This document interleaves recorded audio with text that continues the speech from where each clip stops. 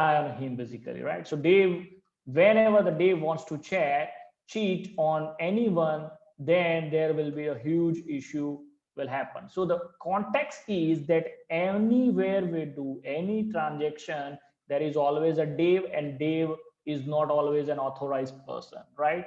Any traditional system have the Daves or a central authority who is making tough things for us, and sometimes because of this there are a lot of issues happen, and because of all the issues we get, like we get a security issue, it's a time consuming, we need to pay a lot, and we need to rely on the Dave as well, because Dave is having the transaction. You see, Alice or Bob are not having all the transaction, they are having only the transaction which they are making if the banking system is not there in between. Make sense, everyone? Yes or no? So Dave has the laser, so Dave can open up that laser and make any changes any day. I mean, there are always ways to do that, for example, right? So this is the issue we were facing. So that's where the solution came up. Like I said, they have decided and distributed the ledger amongst all of us. So now not only Alice, even the Bob or even the Dave, everyone who is involved into the system will have a copy of a ledger, and everybody will make sure, let's say Dave changes something into his ledger, but if he is not informing Alice and Bob, then that transaction will not be considered as authentic transaction. Make sense, everyone? I hope I am being layman and not too technical. Yes or no? Making sense? Are we all aligned as of now? Very good.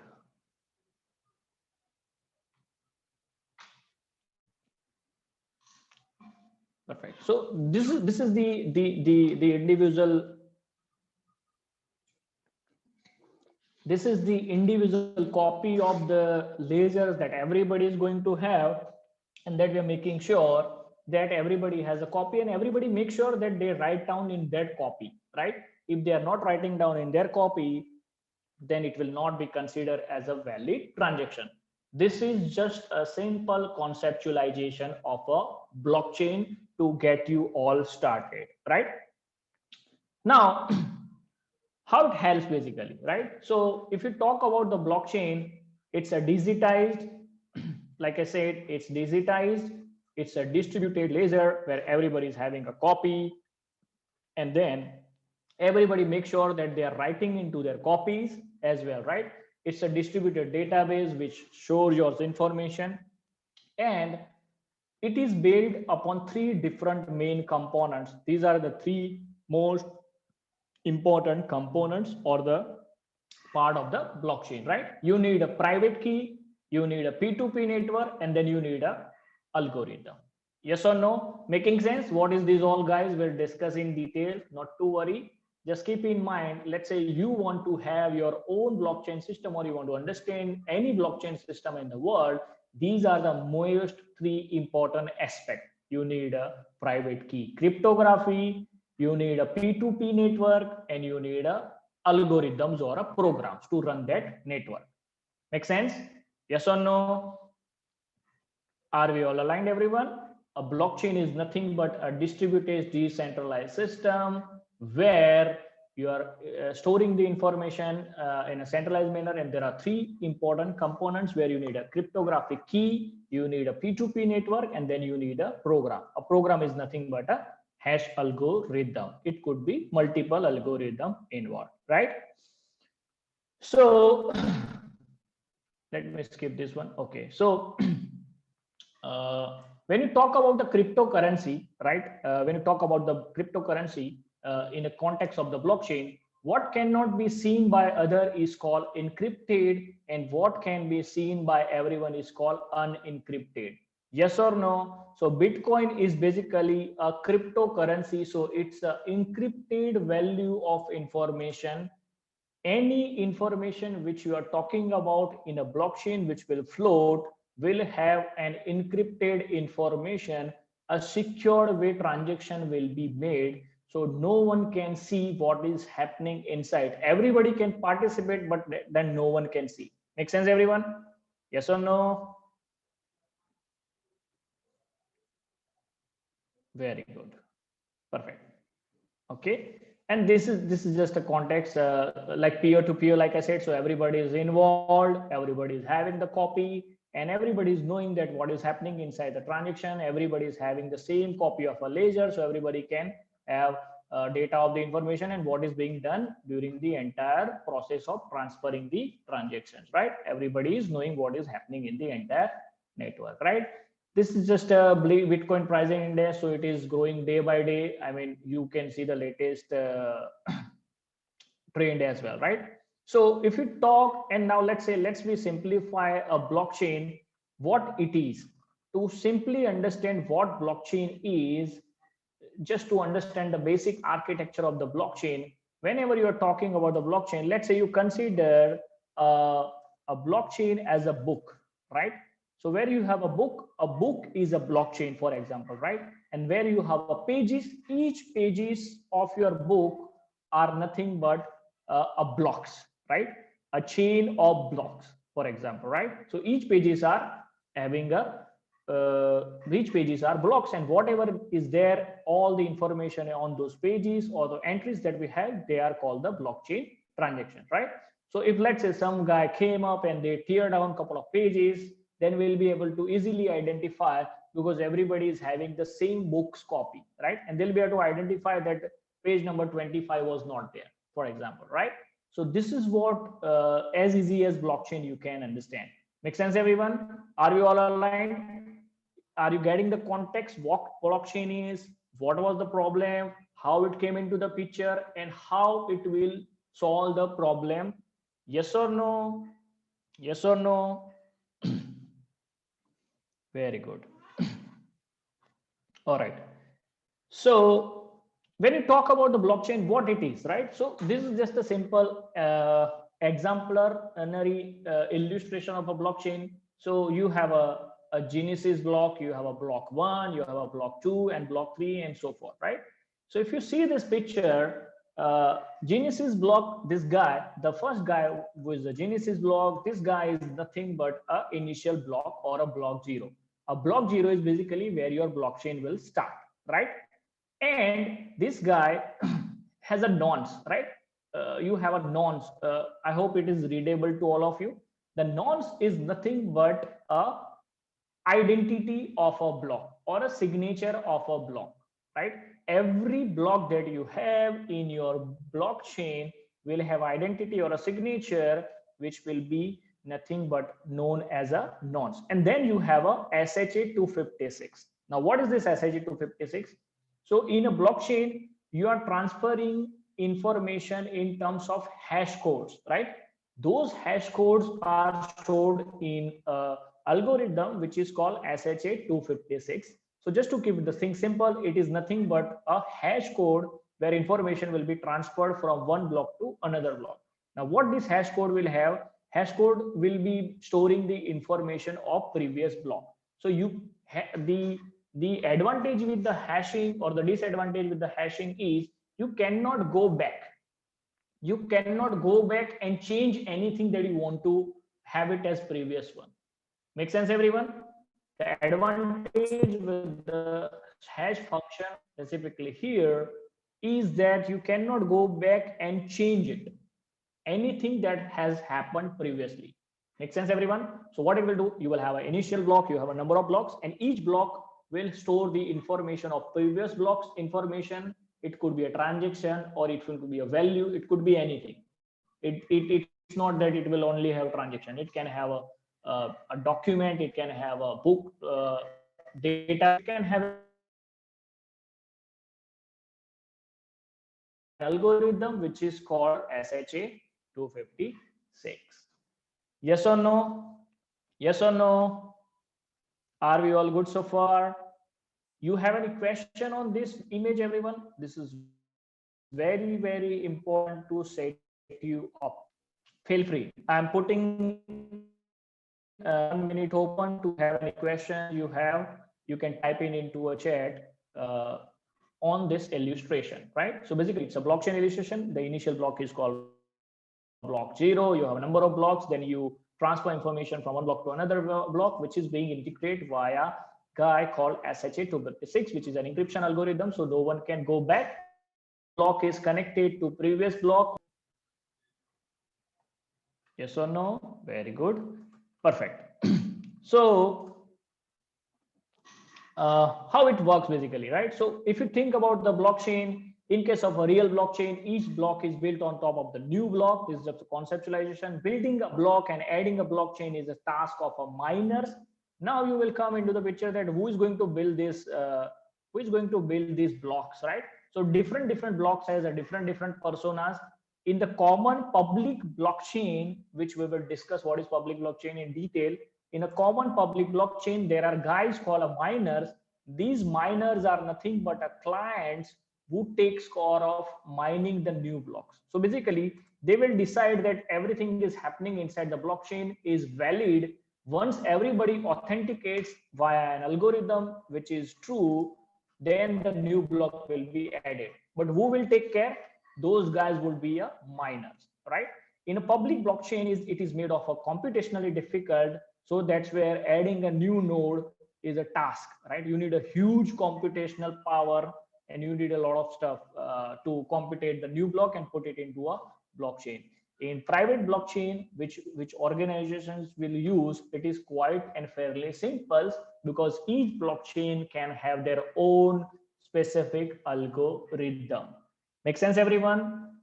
Who is miner, what is nonce, what is Genesis block, what is SHA-256, how blockchain works, how the new blockchains are being added, and two new terms that we have discussed about private blockchain and public blockchain. Are we all aligned? Yes or no?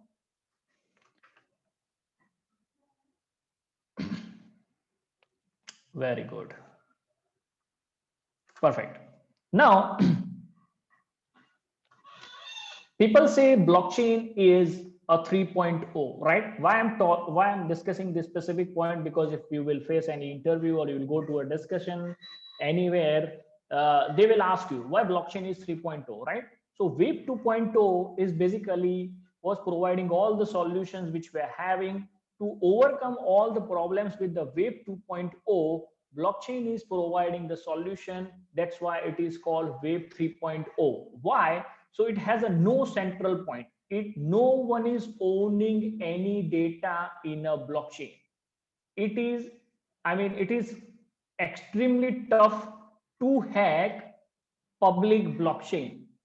I am being very specific, guys. It is extremely tough to hack public blockchain. That doesn't mean it cannot be hacked, but it is extremely tough to hack the public blockchain. And the most important part is you are not relying on the central authorities to provide you the services. That's where you are not getting interrupted services, right? These are all the applications which blockchains provide. Like if you want to go for a blockchain based browser, Brave is a blockchain based browser. Likewise, if you want to go for a like WhatsApp kind of messaging app, I think you all would be using the Telegram to download the movies and everything. Yes or no? Yes or no?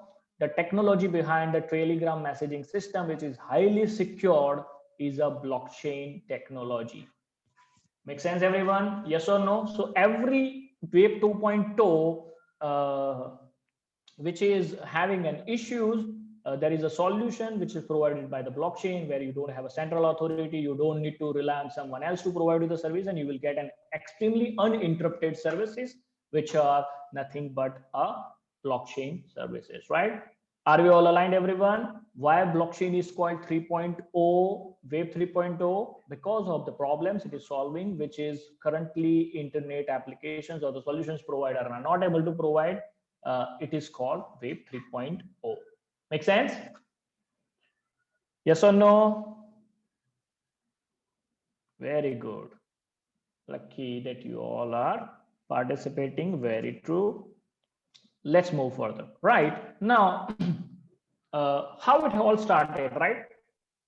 This is the right time when you are adopting a blockchain, right? In initial 2013, I hope you all can see my screen and it is little bit visible to you. I think you can zoom in if you're using you are accessing this session from the mobile as well. You can see, right? Everybody can see the image clearly. Yes or no? I'll just quickly walk you through what it is. So how the adoption of blockchain has started from where to when, right? So in 2013, it was just an idea or thought about the blockchain technology. Even it was introduced in 2009. People were discussing, yeah, blah blah blah.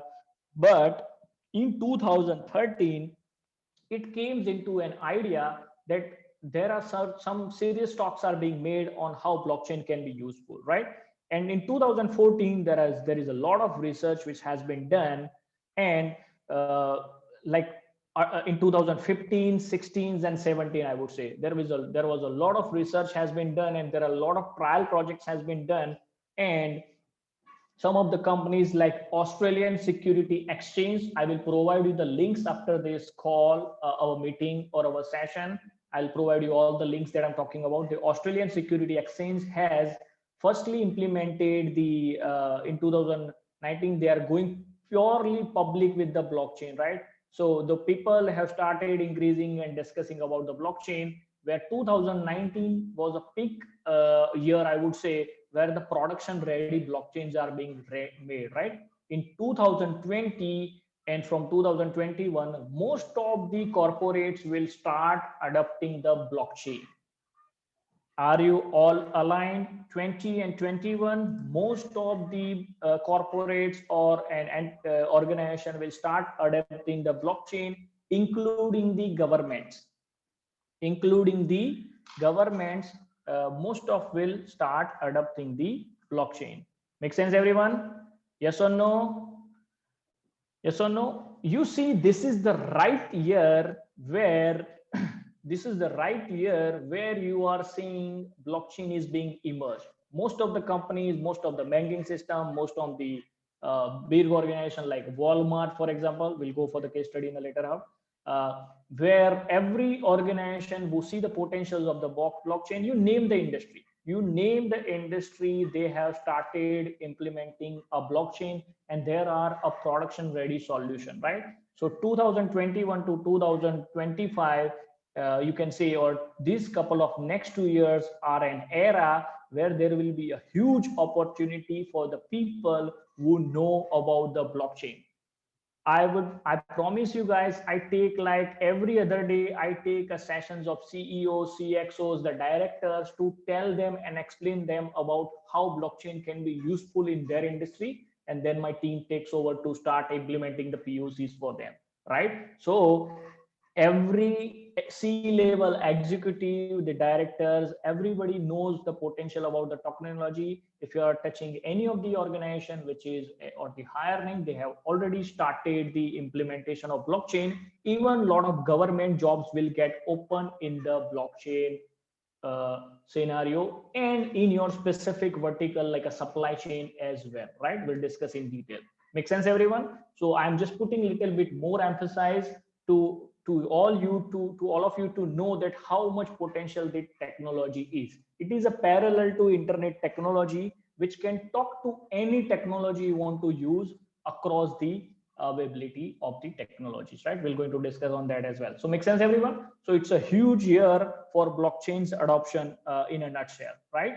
Make sense? Are we all aligned? I hope I am able to clear the expectation so you all can understand and make the most out of the technology understanding of the blockchain. Yes or no? Let me just give you a glance, a very simple glance. Just a second.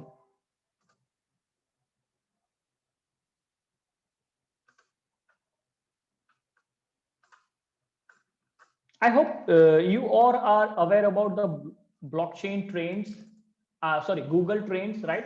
Google Trends is basically a tool where you can identify people are searching what on what technology. Yes or no? If you're not aware, you can use this link. I'll send it to you all, and you can Google it as well. Simply you just Google on the Google Trends and you will get the information basically, right? If you see, blockchain is being searched highly over the last years, right?